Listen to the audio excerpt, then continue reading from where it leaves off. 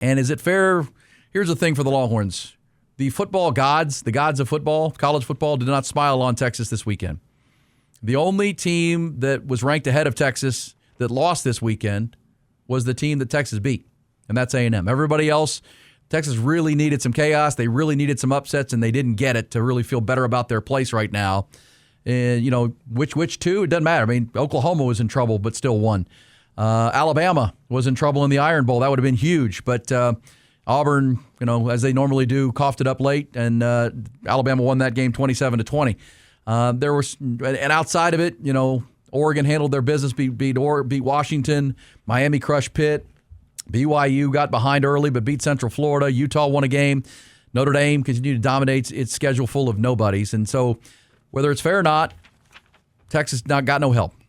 Right. And while Texas, meanwhile, went out and beat the third-ranked team in the country who had been undefeated, outscored them 24-7, and won by 10, it may not be enough. But here is the fact. Somebody asked me to repeat this here in Horns at Half Past on the text line. In this season of 2025, Texas has played more top 10 teams. This is one you can tell your buddies when you're arguing with them. Texas played more top 10 teams than Texas Tech, Indiana, Notre Dame, and Miami combined. And Texas has beaten 3 top 10 teams. They lost to 2 of them. And then the Florida game stands out as the problem. It's very unfortunate, but that's where the Longhorns sit. Texas has played 5 top 10 teams. Texas Tech, Indiana, Notre Dame, Miami have combined to play not that many, okay? But that's where college football is right now. It's unfortunate, but Longhorns are playing some good football right now. But I wanted to talk about this game specifically because Texas did win the game, right? They beat their rivals. Let's hear Sark immediately after the game. Proud of his team for sure because, could they finish it off, make their case in their final regular season game against the third-ranked team in the country? Here's Sark after the 27-17 victory. I'm very proud of our football team. I said this earlier in the season. I've never been prouder of a team, and I think now I'm more proud of this team than I was earlier in the season.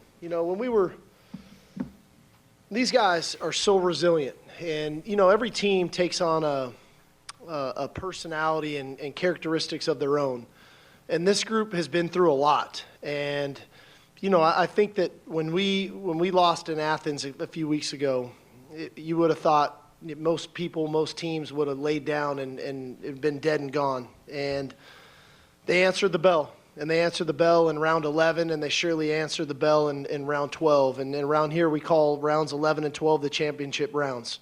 And these guys responded. And they responded at halftime when we challenged them with the fight that they need to have in the second half. And surely they did that in the third quarter.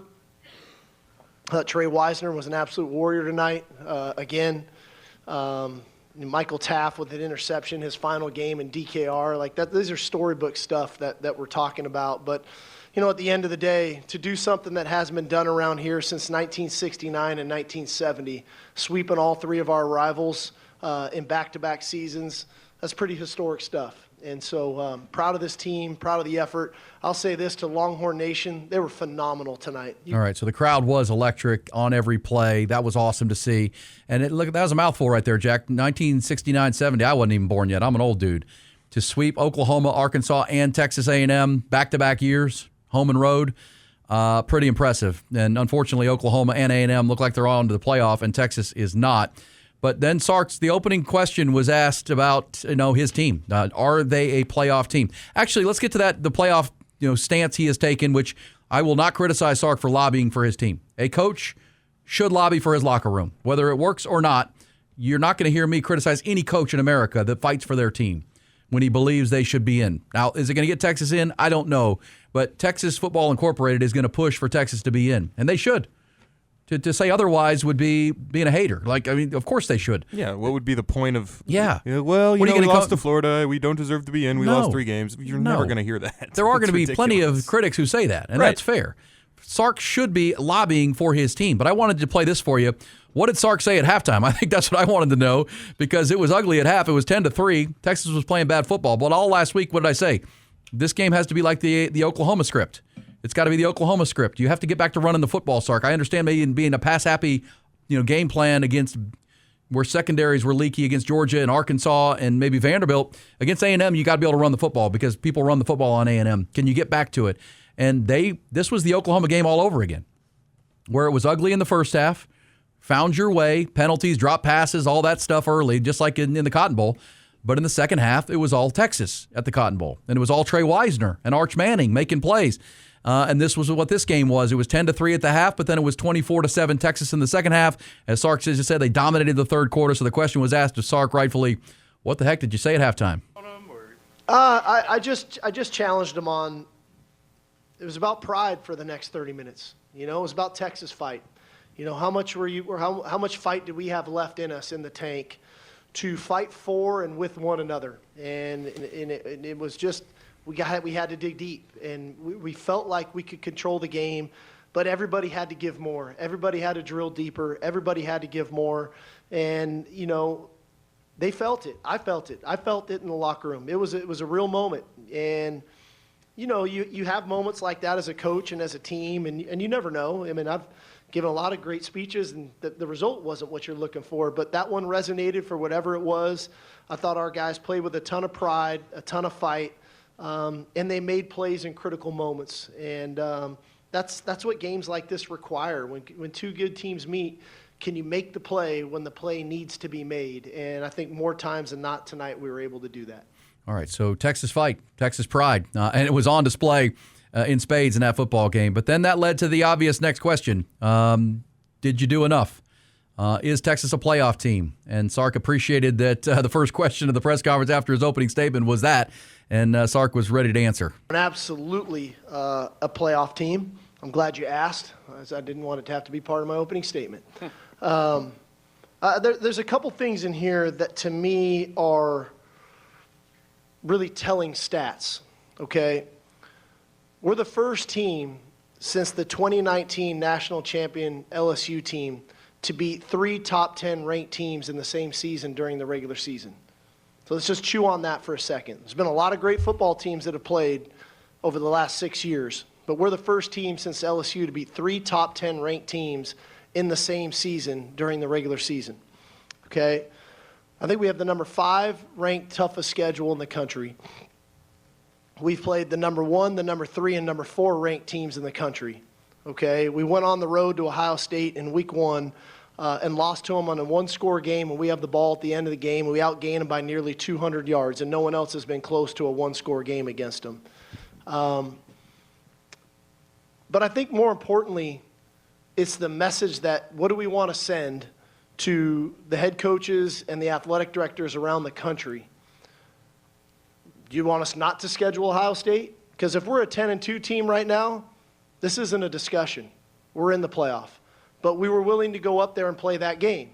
And so now when you play 5 top 10 ranked teams in the regular season and you go 3-2, you beat 3 of them, and you schedule an Ohio State out of conference play, I surely don't think we want to punish us to do that. Because what are we all going to do? We're all going to get out of those games, just like a lot of other teams in the country have done. And they've got nice, pretty records right now. But they weren't willing to go play these games at a conference. We're willing to go play those games. I just hope we don't get punished for doing that. And this whole idea that, hey, well, you lost to Florida. Well, the team that played for the national championship last year lost to Northern Illinois at home. So we're not going to you're going to punish us, and you don't want to punish them, but yet they were good enough to go play for a national title. So I have no doubt in my mind that the team we have in that locker room downstairs is a playoff football team and worthy of an opportunity to play for a national championship. All right, so there's Sark passionately defending his team. And I'll play this for you again from August. Here was Sark when asked about playing Ohio State. He said, listen to this. I think about the CFP, and as we've continued to evolve from 2 teams to 4 teams to 12 teams, and God knows where we're going to go next, my thought is almost that you get rewarded for playing these games, because I think. All right, so there's Sark. This is August saying, I think we'll be rewarded for playing Ohio State and playing that game and scheduling a game like that every year, which Texas went to Michigan, they went to Alabama, and they won those games, which helped catapult them, but they went to Ohio State and they lost by 7 points. And as Sark said, they outgained Ohio State by nearly 100 or 200 yards. And, they played closer to Ohio State than anybody. to this point. A loss is a moral victory, whatever, but they went and played it. And he's right. If they had not played that game and they had scheduled, because somebody said, well, they're still going to play a Power 4 team in the non-con. Well, okay, so schedule Wake Forest. Purdue, right. Right. You don't have to play the heavyweight. There are a lot of teams in the Power 4 that you can play that you're better than. But we don't have to play Ohio State and Michigan and Alabama and Maryland. Notre Dame. We'll play Maryland. Oh, sorry, Tom Herman. That's too soon. Yeah. Also from Arch Manning, can we hear Arch Manning? He thinks, let us in. We can beat anybody. We're a good team, bro. We've played a lot of good teams. We're only getting better, and if you let us in, we can beat anyone. All right, so there's Arch. I don't know. It's gonna be unfortunate, but as we say, life ain't fair. It's just the only thing I can say, if they don't get in, I'm not gonna.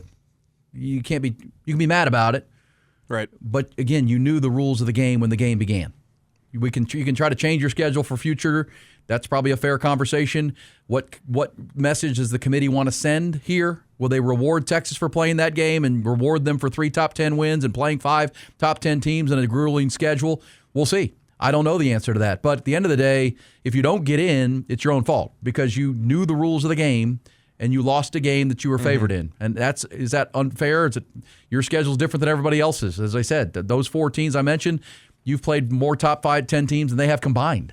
And so it's not fair. It's not equal. But 9-3 we said this all summer. If you go 9-3, you leave it up to the judges. And you went 9-3. Exactly. However you got there. And that's the way it plays. And I think they have a strong case, but I don't know that they're going to get in. Yeah, I mean, we're doing it right now. You argue your case, and then it's up to the jury, right? I mean, the jury and the judges. And what do we say all the time? Hope is not a strategy. You can hope all you want. Take care of business, and you don't leave it up to somebody else. Well, if it comes up to your jury of your peers, you leave it open to being guilty or not guilty. You just don't know.